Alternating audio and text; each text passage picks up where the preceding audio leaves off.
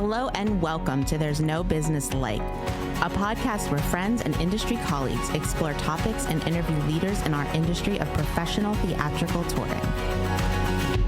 Hello, everyone, and welcome back to There's No Business Like. I'm Katie Traska-Miller, your host for today with Michigan Maven Creative Associates, and I am joined by our friendly guests today, Kevin Maynard and Brian Zelmer. Say hello, gentlemen. Hello, gentlemen. Hello, gentlemen. So today we are actually going to do a check-in with two of our own co-hosts, Kevin and Brian, because they both made major career transitions in the fall of 2024. So it's about 18 months, give or take, for both of them. So we wanted to do a check-in today about how it's been going and get some of your thoughts on transitions and leadership, working with new staffs during what's been really a monumental time of transition in the industry. So just wanted to do a check-in. So first of all, can you each remind us of your former venues and then where you are now and what that shift was for each of you? I was at Quad City Arts, the executive director there in Rock Island, Illinois, but we split the border between Iowa and Illinois, did programming on both sides of the river. And now I am at opening nights at Florida State University in Tallahassee, Florida.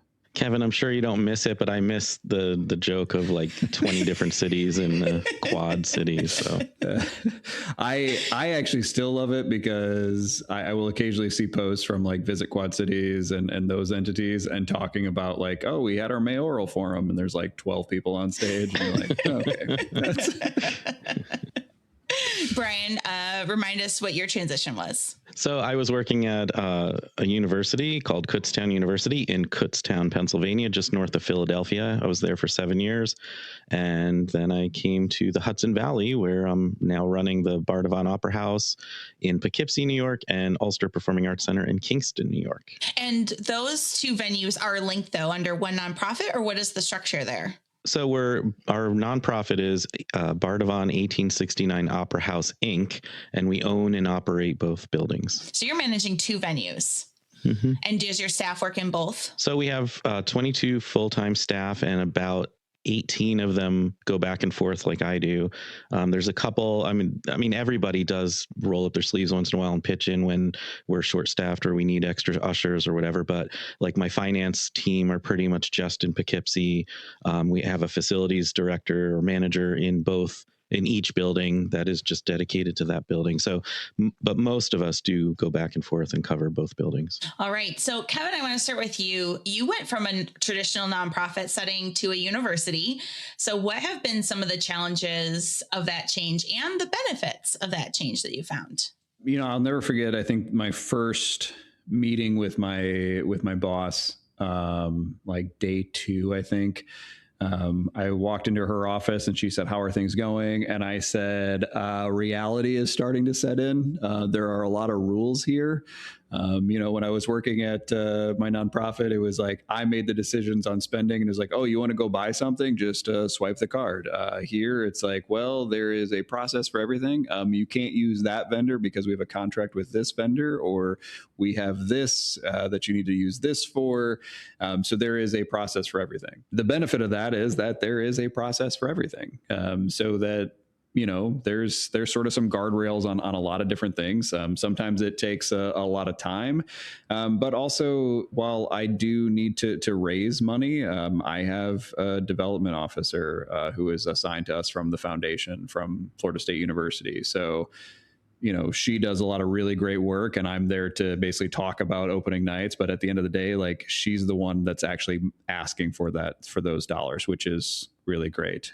If our marketing person is unavailable, or we're in the process of hiring one right now, there is university marketing and university communication. So there's a lot of not redundancies, but there's a lot of backups in that sense. The challenges is that they're also sort of competing for some resources, and there is a lot of bureaucracy as positions change, philosophies change, and so there is potentially some uncertainty there, but right now we've got a really great leadership that's focused on the arts. So no complaints. Now, Brian, you did the opposite. You went from a university back to nonprofit arts management, which you had done before. So having been sort of in the former, then the latter, now back to the former with nonprofits, what was that transition like for you to go from university back to nonprofit and managing 2 venues instead of just one? Well, if we just take what Kevin said and we'll play it backwards, that's basically my answer. No, it's exactly the opposite. I mean, I went from a very strict state university, again, just like Kevin was talking about, with all the rules and all the layers of bureaucracy, which can bring some good things and structure to people that like that type of thing. It honestly was very difficult for me to work with because it slowed things down. And oftentimes when I thought a certain way to go was a better way to go, I might have been stopped or told, no, this is how it's done here. So it was a little frustrating for me, to be honest with you. And so now coming here, to a nonprofit, like Kevin was talking about when he was at the nonprofit, I have a lot more freedom. A lot, I learned right away too. One of my first staff meetings, I made a suggestion and I was just really looking for feedback. And all of a sudden, like later that day, it was like, all right, it's done. And I'm like, what's done? They're like, what we talked about in the staff meeting. I'm like, whoa, I have to watch how I word things now and say things because it's, such lightning speed compared to what I was dealing with. And I with great power comes great responsibility, and I just have to be careful what I say. Sure. Well, and I think that's a great point. And I wanted to ask you both about, in these sort of opposite transitions, how did your mindset change? And just in terms of what you're just talking about, Brian, like setting out direction, making decisions, giving instruction to staff, like how did your mindset change from a leadership perspective in those 2 ways when it comes to process, procedure, and in implementing new things? So I'll be honest, I was very nervous about implementing anything at first. And part of that was because I came into an organization that was thriving during a time when, most people were still reeling from the pandemic. And, where I came from in Pennsylvania, I was part of Pennsylvania Presenters, as you know, and other consortiums. And the vast majority of the people that I was meeting with from other venues and other institutions were constantly just struggling and trying to find a way to survive. And then, I go there, I come to Bardavon and we're doing well. So I didn't want to just accidentally take the thing that's holding everything up and have it come crashing down. So I took my time there because I had been in these structures of, the bureaucracy that we were talking about before with KU. I was there for 7 years. And then 2 years prior to that, I was with a municipal thing, which is similar, has a lot of similarities. And it kind of felt weird. I almost had some doubt in myself, like, can I really make good decisions? And, I was nervous to make my first big steps. And thankfully, I got over that and I started to make the big steps and things were improving. Even though we were all already doing well, I found that we're kind of on a growth model now, which is really remarkable considering where the economy is, considering all of the challenges that people are going through. And it's pretty exciting. And it just kind of, I have to keep reminding myself, no, you have the experience, you know what you're doing. And I'm not working in an island. I've got an amazing staff and board and people that are experts about a lot of different areas. And I rely on them to help me.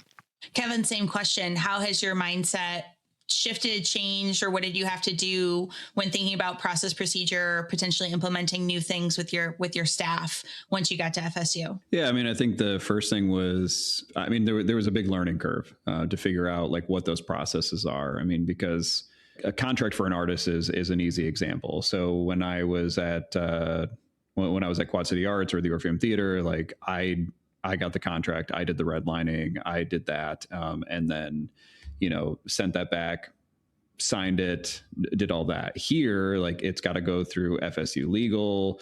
It's got to, and then it comes back to me and I get it approved by the agent. And then I've got to upload it into our contracting system, which then has to go through 3 or 4 levels of approval. Then I get to assign it for signature. And depending on the price of that, it's got to go through me or my boss or my boss's boss, or, so there's a little bit later. And that's just to get the contract through. even talking about payment, like that's I mean, and these things, like when I was at Quad City Arts and Warfield Theater, is like, oh, I'm gonna cut this check, and it's gonna be printed at the printer next to me in 10 minutes. I'm not getting a check in 10 minutes here. Like, I mean, Brian knows. Like, as you're going through that, I was getting PTSD. And like, I am so, you're reminding me that I'm so thankful that I'm not in the system. When things go smoothly, you know, to get a check out, like it's a week.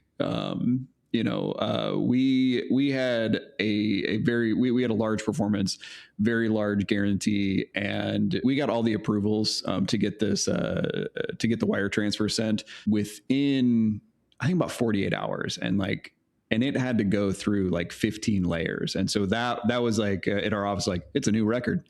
Like, I don't know that we're ever breaking that, but like so the first thing is like figuring out that learning curve, but then also like, how do you restructure the timing of everything that you do, knowing that these things take time because it's got to go through all these different layers.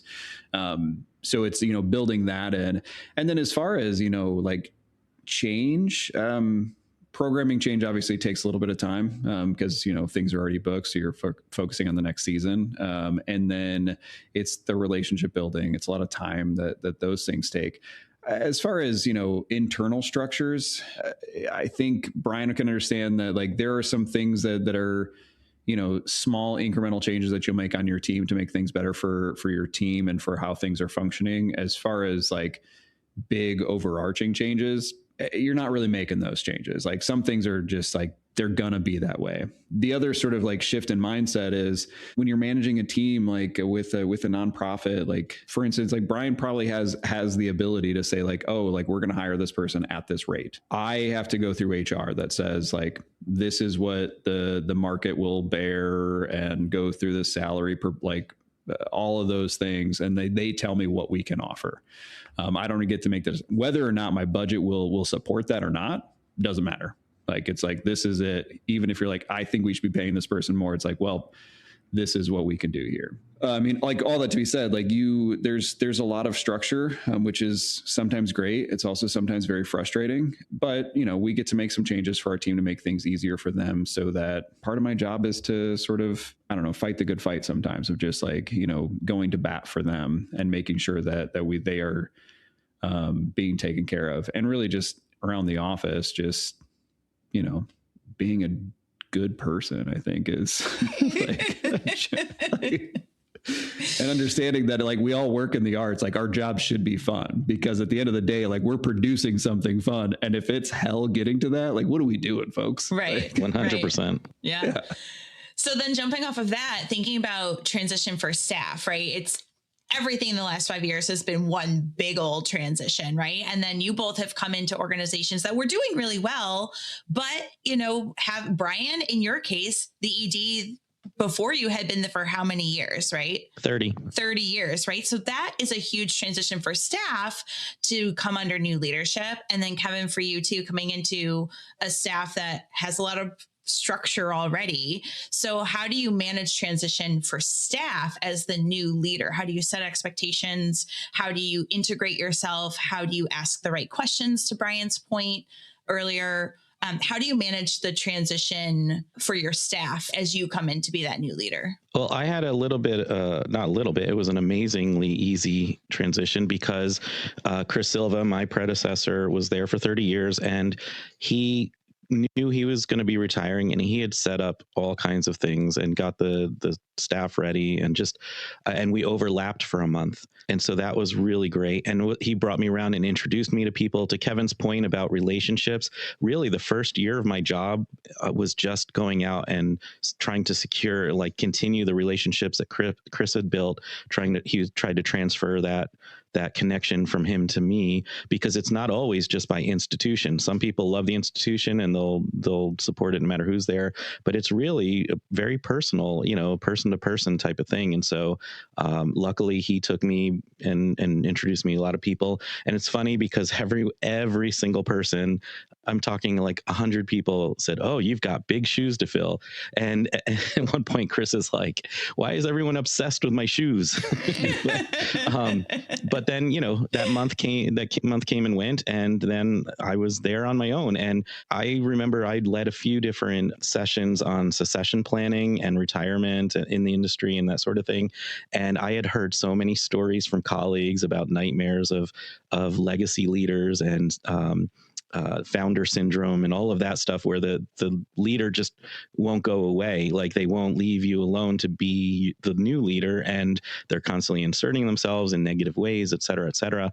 And Chris has not done that at all. He hasn't inserted himself at all. Now, he is still involved. He and his number two, Stephen Lamarca, both got contracted before I got hired to become the booking consultants. So they're still doing a lot of the booking for us. And so I do interact with them almost weekly, but Chris never inserts himself. Like, he's made himself available to me anytime I have a question, I want to reach out, but it's always that direction. He never like comes back and says, oh, you should do this, or what are you doing? And never in the year, whatever. And I had a lunch with him recently and I asked, do you miss any of it? And he's like, honestly, no. He's like, I'm doing the booking, which I love, but like the day-to-day administration just got, after 30 years, it was just a lot. And so he's very happy to not be in that world, or thinking that, having that brain space freed up. So it's been really helpful for me, because then I'm able to get to your question finally, Katie. That was a long way to get there. So, building relationships, just like I'm externally doing with the funders that Chris brought me to and so forth, I also made it very intentional from the very beginning to make sure I spent one-on-one time and in small groups with every single staff member, no matter what their role is, no matter how much or how often my position would interact with their position. I just wanted to make sure that everyone knew that they were a valuable part of the team, that I valued what they did and I understood what they did, but I also, opened up a channel so they can speak to me anytime. I ask them questions, like, getting to know them, just like what are their passions, what are the things they want to learn, and letting them know I am open to expanding what they do or changing what they do if it makes sense. And I'm happy to always help promote, I'm big on professional development and all of these other ways to support them, not just to do the job. And so I think that's helped a lot. And right away I felt accepted by the team. And, I felt like part of the team, which was amazing. Yeah, Brian, I mean, I think it's a trait of a good leader, but like that is something similar that I do as well. Like with the team was like getting to know, like, I know this is the job you're in, but like, is this a job that you want to be in? Because for some folks, like what's the next step? And for some, it's like, this is what I like I like doing this. And it's like, great. How can we make this easier for you? And then there's others are like, really like, I want to get to be in your chair, or I want to do this aspect of our industry. Or for some is like, this isn't for me. Like, this is a step to somewhere else. It's like, great. How can we help that transition and do that? And I think it does just what you said. Like, it helps make you part of the team, because it sort of breaks down some of those barriers. The other thing I thought that was really interesting here is, we have a volunteer corps, like a lot of places do. And for us, they greet folks when they come in, that sort of helps seat them, that sort of stuff. And every year we do a volunteer training and a volunteer appreciation, like dinner. But I try to talk to them at events. I go to the volunteer training just to say, hi, I'm Kevin. Please don't hate me if I can't remember your name. There's a lot of you, and then, at the dinner this year it was the second one that I'd gone to, said thank you, did all that sort of stuff. And I had 2 or 3 people volunteers that came up there said, I don't remember any other executive director coming to these things, or like talking with us. And I'm like, we can't do it without you. So like, me giving up essentially an hour of my evening, like, doesn't change anything. But, similarly on the transition front, opening nights was in a really strong position, like financially, programming wise, those sort of things. But it was in a leadership transition. Like, things were really volatile here because there were a few different interims. There were a few different executive directors over a short amount of time, for various reasons. So when I came in, had a really great team, really enjoyed the team. Our development director took me out to meet the sponsors, the key folks in the community, that sort of stuff, did that whole thing. And then she told me that she's leaving. Our education person did the same thing. And it was basically, they're like, these were things that were already in motion before I got here. And then our artist logistics person, she moved over to the College of Music because it was a step in the right direction for her. And we talked about it, frankly. And I talked to her now boss, because he called me and asked about some things. And I said, no, she's great. Like, you should absolutely hire her. Downside is obviously you lose some employees. Benefit is you start to build the team. And you look for the traits and the different things that you're looking for in those roles. So you got to look at the positives on when folks leave. You get to choose your team. And so that's the nice thing there. I've had a lot of changes too with some key personnel. I had a finance director retire. I had 2 different marketing directors leave now. And so I think we finally found one that's going to be with us a while. But yeah, it's interesting, the dynamic, because a lot of our staff have been there for 20 plus years. And so I've got now a group of, new people like me, and then a group of very seasoned Bardavon staff. So it's an interesting dynamic to have both. Sounds like you're in similar situations with existing staff and new staff, and still be relatively new yourselves. How are you integrating those folks and building the culture and the team dynamic within each of the structures that you have? Weekly cage matches, mostly old against the new. Figure out what's gonna work. Because that really can be an issue, right? When you have longstanding folks and then new folks are coming in. Again, it comes down to meetings. We have a staff meeting every week, and then we encourage everybody to talk about something. And then we have social things too. And so our HR director has been really great. Her name's Holly, and Holly's a big fan of Bridgerton, and so she had us do a Bridgerton tea party. We all had to wear fascinators and gloves, and it was a lot of fun. There's a funny picture out there with me with a fascinator on my head. But I was gonna say, I need to see this picture, Brian. It's online. It's on Facebook, so I didn't hide from it. But doing fun social things together. We had a family movie night the other night, where just Bardavon staff can come if they wanted to. It was totally optional, because some people, they don't want to go back to work when they're off of work. So, there's something called the Walkway Over the Hudson, which is an old railroad track that they turned into a walking path that goes, it's a huge bridge that goes over the Hudson River. And, we did that as a group. And so just like we're trying to do things besides work together to get to know each other and have social, togetherness as well, to be more of a team.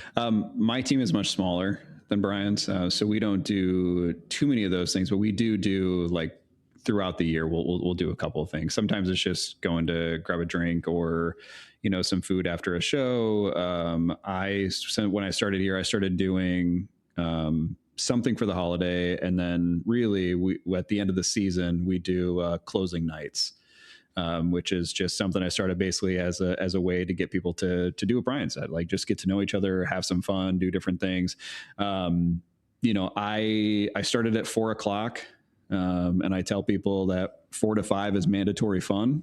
And then at 5, like your work day is over. Like if you want to hang out and continue doing it, great. Love that. If not, like you can go. But 4 to 5, mandatory fun. Come have, typically it's like, there's pizza, there's whatever, we go somewhere to have some food, and we've done board games, that sort of stuff. Just gives them an opportunity to get to know each other without working, and have a good time. And it's always like the 2 years that we've done it, it's been very successful, very fun. Most people stay longer than 5:00. I mean, it's just it's just trying to get your team to do things besides planning a show. So. And I want to be clear too, that I don't want to sound like I'm taking credit for the things that we do, because a lot of the stuff that, like I talked about, were happening under Chris and other people and people on the staff. Like I mentioned, Holly, there's other ones that have brought things to us. One of the longstanding things they do is yoga every week. There's yoga during the day that any staff member can leave their desk or whatever their workstation is and go do that. So yeah, there's a lot of fun ways to interact outside of work. And I think the key to those sorts of things is that they're low pressure, right? So people of all sorts of personality types can participate at whatever level they're comfortable with. But I also think those sorts of things are important because it's building trust. It's not only just building a social connection, but it's building trust amongst staff. And when there is a lot of transition and there's a lot of stress, as we've all been going through, like having those levels of trust and those bonds together is more important than ever, it feels like. And so I'm glad to hear that you all have continued those things or started new traditions to help build those bonds amongst your staff. So how have each of you seen your personal leadership styles change as you've moved into these new roles? Is there anything that, in looking back over the last year and a half, you go, oh, I didn't do that before, or I always wanted to, and I finally was able to do that for myself as a leader? Anything that sticks out to you in terms of the change in your personal leadership style? I don't know that I've got like a big one. I think part of it is just sort of like always fine tuning, what leadership looks like, and trying to sometimes meet different team members where they're at. Because I'm not going to name names, but I have the two employees that come to mind, have very different approaches to their work, and approaches to their needs from me. And it's sort of trying to recognize that and do that. The other thing is it's doing things like closing nights. That is something that, it's not really my strong suit, planning things like that, because if I'm being honest, what do I want to do after work or after the season is like, I want to go home. I want to spend time at my house. I want to spend time with my wife. I don't always want to go out, but I know that there's an importance in that. So I decided to bring that here, being like, you know what, this is something I'm gonna make us do so that we have some camaraderie in that way. Yeah, similarly to Kevin, it's really about just making sure I'm focusing on my staff and the other people in the room and adapting to their styles of what they need and want, and listening a lot, which I've done a lot lately. I think the biggest change for me was all my other previous jobs running theaters. We all wore 10 hats. We were very skeleton crews. And so there wasn't a lot of time to talk to people. A lot of times I just put my head down and did what needed to be done. And so I think that's the biggest change now, is a lot more collaboration, which I've always been collaborative in my leadership style, but I'm able to actually practice that now in getting other viewpoints. And I always tell people, I'm like, please don't be a yes person. Don't just agree with me because I'm the executive director. It's more valuable when you challenge something, because it tests the idea, it tests the subject from ways that I might not be able to see. And it makes it stronger when we do it, because we're prepared now for these possible issues or whatever, or have you, or it might help change my mind. Oh, that isn't an idea. I didn't think of that. So, and they've been really great with that. So, and not in a mean or harsh way, because it could go too far that way.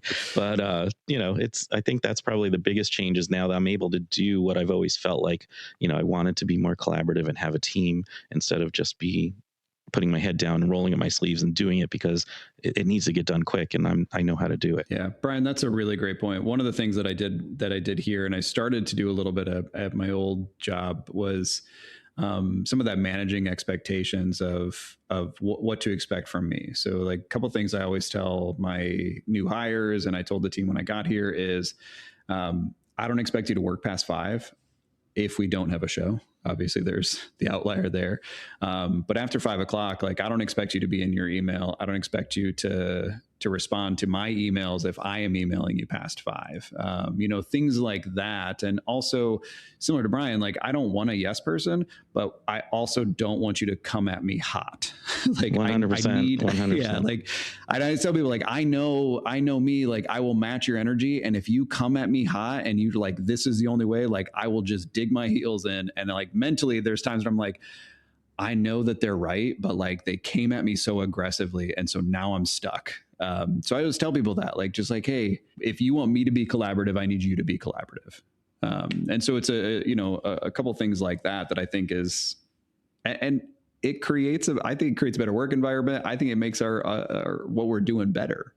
When you get those opinions. Yeah. To your point, Kevin, setting expectations is very important. And the email one was one of the first ones I did, because I saw, I would work different hours than my staff a lot of times, and I would get home and send out some emails, and it was late at night, and I would see people instantly replying. And the next day I'm like, were you on the clock then? No. I'm okay. Because we all work very different hours from one each.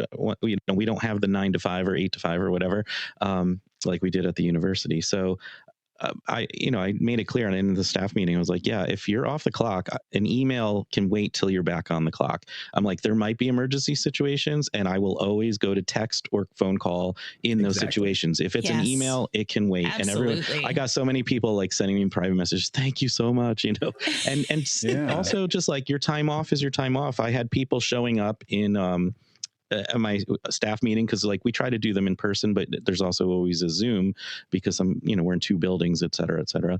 And so there were a few people that I'm like, wait a minute, and they were off, and I'm like, I appreciate you guys are here, but like if there's a mandatory meeting, because we have a weekly staff meeting, so of course I want anyone that's on the clock to be in the staff meeting, but when they're off, if they're out PTO, day off, whatever, you do not have to join the staff meeting. It's your day off. Right. Like if there are important meetings where, okay, I want everybody to be there, but I said, I will let you know ahead of time that this is one that I need everybody to be at. But if I don't say that and it's your day off, take the day off. So those types of things are so important, because that balance, and I try to explain, because I have a lot of young staff, and trying to explain that you need to fill your batteries. You have to have, so I mean, you're not going to be completely balanced, that life balance thing, work-life balance, but if you don't charge your batteries, you're going to run out. And I need you to be good at work. And the way you could be good at work is to make sure you have personal time and do the things you like to do, get the rest you need, get your brain off of thinking about the work for a while, and then come back to it when you're back, with us. But those things are just as important. I love that, Brian. I just want to raise up and highlight the two things I just heard from the two of you. One, Kevin, vulnerability and self-awareness. I think those are traits in leaders that we don't talk about enough. So I really love hearing that from you. And then Brian, the outward respect for people's time and recognition of life outside of the building, life outside of the work, I think is also incredibly valuable. And I love to see leaders vocalize that, verbalize that, and really recognize it and make it a priority for their leadership style. I think that's incredibly valuable. Priority is the word too, because I use that a lot. I explain, because they're like, oh, but I have so much work. If I don't do this, I'm like, yeah, you're a human being. You can't possibly do more than what you can do. And what I'm saying is you need to prioritize. And I understand, like, come to me and say, I can't do all of this. And it's okay. Like, if you need help prioritizing, that's fine too. But I understand we're all just human beings, and I don't want to burn you out. Brian, I just had that conversation today with an employee. And what I said, I was like, there will always be something. Like it doesn't matter. Like you can fill that time with however much you want. Like, and you are still gonna, for sometimes you're still gonna feel behind. And frankly, like it can wait till Monday.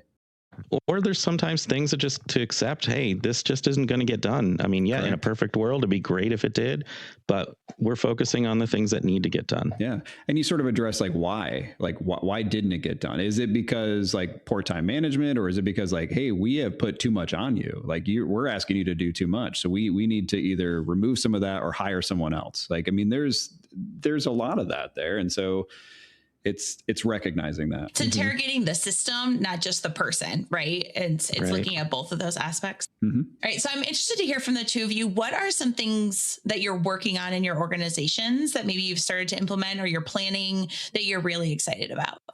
I will go first because I think Brian's going to like knock this out of the park. So, it's a couple things for me. I mean, one, this past season was the first season that I programmed in its entirety. And so there were some programmatic changes that, overall, like folks are really excited about. Not everyone, I will say, but in this job, and I think in any job, like you're not going to win everybody over, and everything's not going to be a win.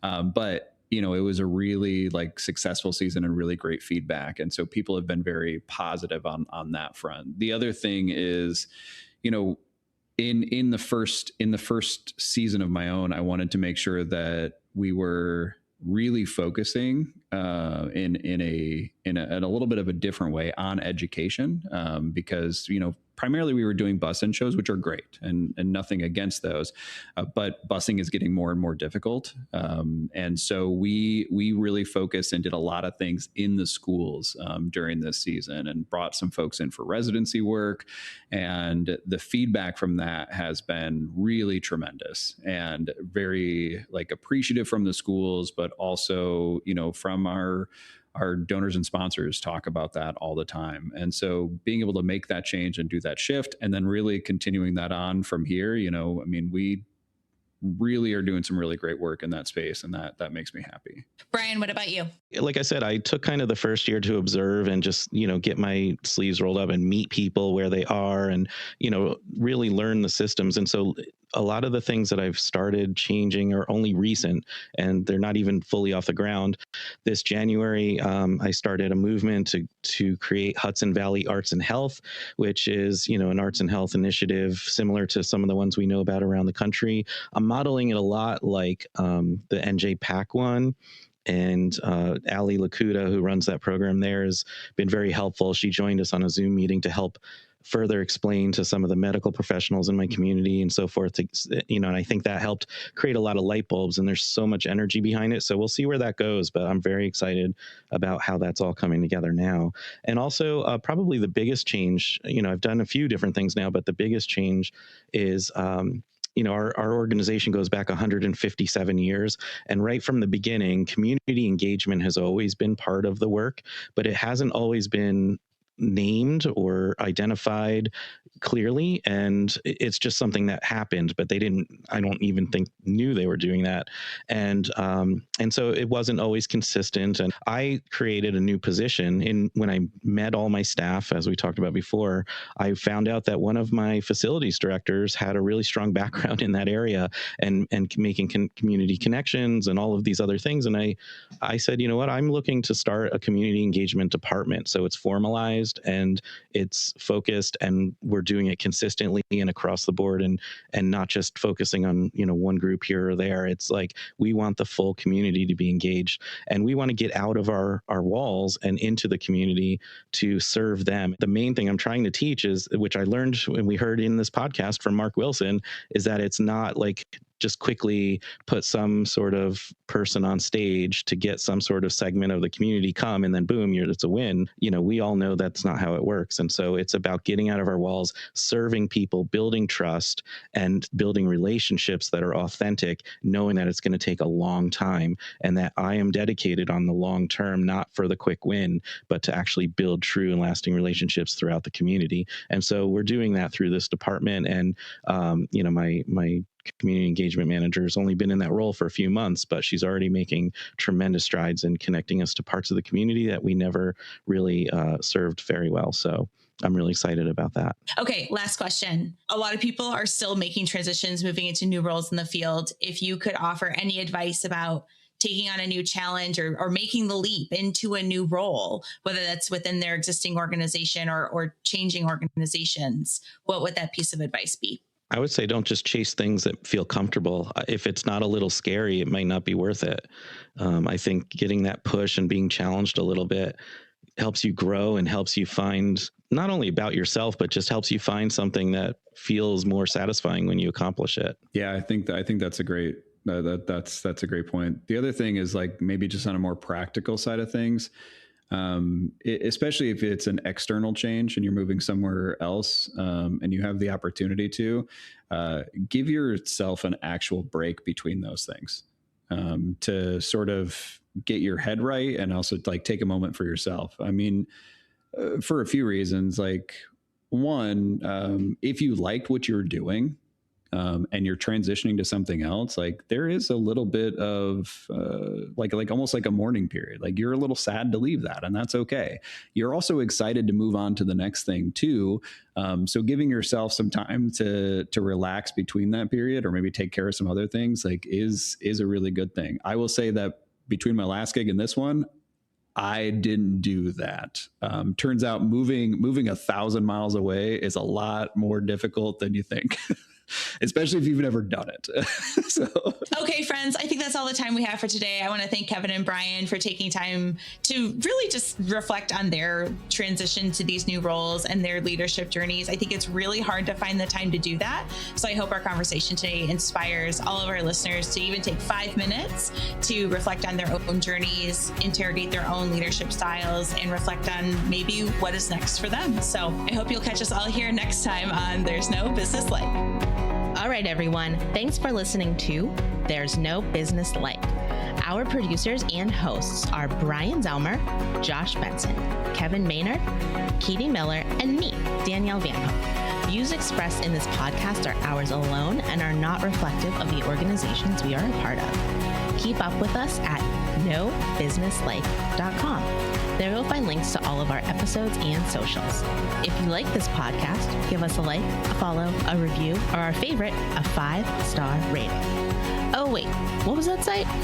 I got it, don't worry. It is nobusinesslike.com. Do I sound out bus-I-ness every time I type it? Yep, sure do. Stay in touch, my friends. Were we going to talk at all about changes or anything? Like any things that any new programs or new things that we did? What were you going to say, Kevin? I was just looking at the clock. Yeah, I was going to say, do you want to just do 5 minutes on how we actually feel about things? I rule with an iron fist. Well, I do have to say, I love my team. But when it comes to schedules, like my jester just doesn't understand that he has to line his schedule with me to entertain me when I'm there. Yes. Like it doesn't work if he's working a different schedule. How hard is it? You can't jester remotely. I know. What the heck? That's the only complaint I have, though. Everything else has been really great.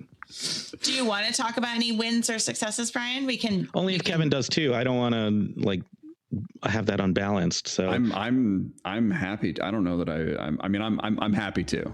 Okay. So I would love to hear anything that you think has been a real win for your organization, whether that's in staff development or programming. Brian, what about you? I'm not sure if I have any. I think you do. I know you do, in fact.